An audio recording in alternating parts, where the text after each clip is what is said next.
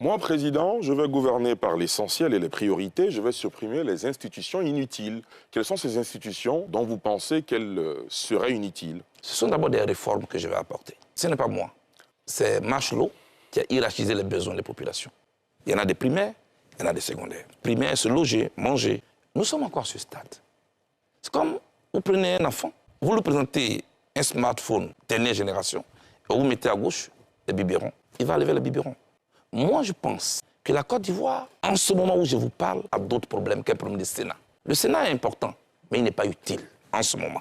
Il n'est pas une priorité pour nous. On peut s'en passer. Or, le Sénat coûte 11 milliards de nos francs à la Côte d'Ivoire. Le grand médiateur est important, certes, mais il n'est pas en ce moment une priorité pour la Côte d'Ivoire. Pour un pays comme le nôtre, il coûte 6 milliards à l'État de Côte d'Ivoire. Le haut représentant du chef de l'État, il est peut-être important, mais il n'est pas une priorité pour la Côte d'Ivoire. Il coûte 2 milliards, ça fait 19 milliards, que nous pouvons économiser.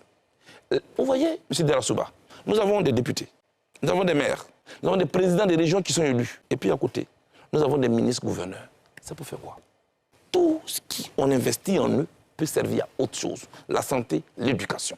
C'est ce que j'appelle diriger par les priorités et l'essentiel. C'est comme ça que j'ai baptisé mon projet. Et puis le cumul des postes.